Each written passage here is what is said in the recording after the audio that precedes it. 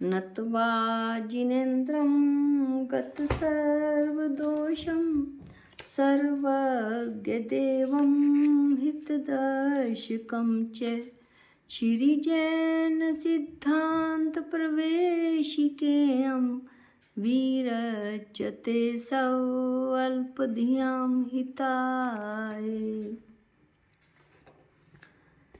जैन सिद्धांत परिवेशिका में बंध की चाह का अध्ययन करते हुए हमने ये देखा था कि बंध 4 प्रकार के होते हैं: प्रकृति बंध, प्रदेश बंध, स्थिति और अनुभाग बंध।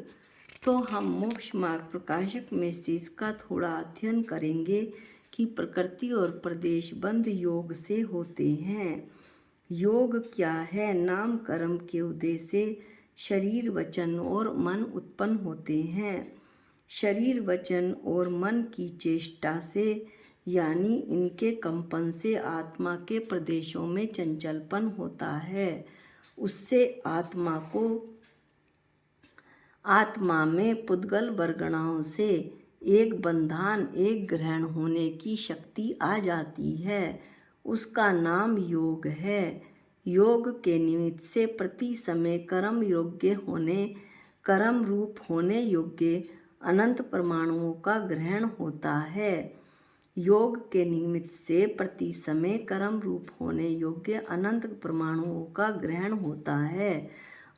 यदि अल्प योग होता है, अल्प योग यानी मन, वचन, काय का स्पंदन कम होता है तो थोड़े परमाणुओं का ग्रहण होता है, और बहुत योग होता है तो बहुत परमाणुओं का ग्रहण होता है।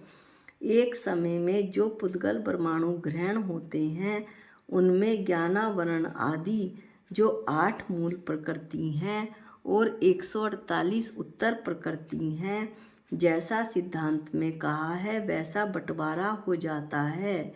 इस बंटवारे के अनुसार परमाणु उन प्रकृति रूप यानी 148 प्रकृति रूप समय ही परिणमित हो जाते हैं। ये प्रकृति बंध है। अब योग के निमित्त से कर्मों का आगमन होता है। जो योग है वही आश्रव है। अब इस योग के द्वारा ग्रहण किए हुए जो कर्म परमाणुओं का नाम है वो प्रदेश है, यानी जितनी संख्या में कर्म परमाणु ग्रहण किए गए वो प्रदेश कहलाता है। इस तरह यह प्रदेश बंध हुआ और उनमें 8 उद्मूल प्रकृति और 148 प्रकृतियों का उत्तर प्रकृतियों का विभाग हो जाता है। योगों द्वारा प्रदेश बंध और प्रकृति बंध का होना जानना। कषाय से स्थिति और अनुभाग बंध मोह के उदय से मिथ्यात्व यानी कि विपरीत जानना, मैं शरीर ही हूँ, और क्रोध, मान, माया, लोभ, राग, देश, इन सब का नाम समानतः कषाय ही है।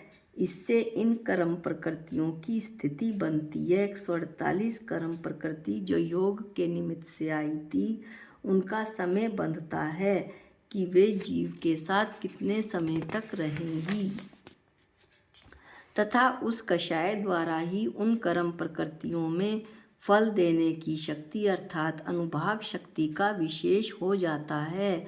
अब हम अनुभाग बंध पढ़ रहे हैं। वहाँ जैसा अनुभाग बंध हो वैसा ही उदय काल में उन कर्म प्रकृतियों का बहुत या थोड़ा फल उत्पन्न होता है। इसे और समझेंगे। वहाँ घाती कर्म की सभी पाप प्रकृतियों में और आघाती कर्म की पाप प्रकृतियों में मंद कषाय होने पर तो कम शक्ति वाले कर्म बनते हैं, और यदि कषाय बहुत है तो ज़्यादा शक्ति वाले कर्म बनते हैं, यानी ज़्यादा शक्ति वाले पाप कर्म बनते हैं। आघातीय कर्मों की में ही पुण्य प्रकृतियाँ होती हैं, तो आघातीय कर्मों की पुण्य प्रकृति में तो मंद कषाय होने पर बहुत पुण्य का बंध होता है, बहुत पुण्य कर्म प्रकृति बनती हैं।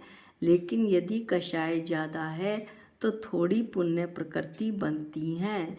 इस प्रकार कषायों द्वारा कर्म प्रकृतियों के स्थिति और अनुभाग का विशेष हुआ।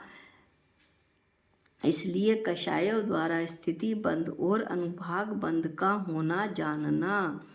अब योगों द्वारा जो प्रकृति और प्रदेश बंध होते हैं वो बलवान नहीं होते, लेकिन जब जीव कषाय मिथ्यात्व क्रोध मान माया लोभ राग देश करता है तो स्थिति और अनुभाग बंध बहुत बलवान हो जाते हैं, क्योंकि स्थिति बंद होते ही तो ये जीव के साथ कितने समय तक बंधेंगे और अनुभाग बंद होते ही कि उनमें फल देने की शक्ति आ जाती है।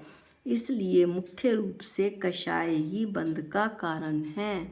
जिन्हें बंद नहीं करना हो वे राग देश मोह क्रोध मान माया लोभ और मिथ्यात्व यानी की वस्तु को विपरीत जानना, मैं शरीर ही हूँ, ये ना करें, बल्कि मैं चेतन भगवान आत्मा हूँ। इसके अलावा विश्व में मैं कुछ भी नहीं हूँ।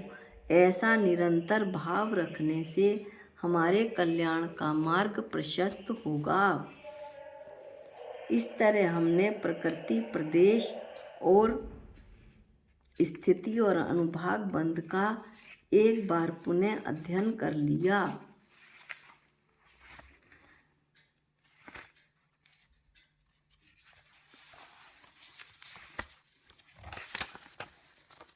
इस वीडियो में इतना ही।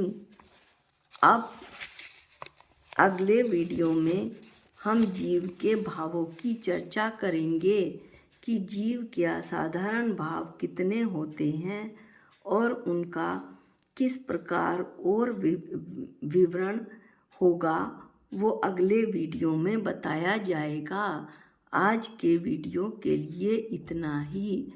जा वाणी के ज्ञान से सूझे लोकालोक, जो वाणी मस्तक नमो सदा देत हूँ धोख। हे जिन वाणी भारती तो हे जपू दिन रैन, जो तेरी शरणागते वो पावे सुख चैन। सबको जय जिनेंद्र।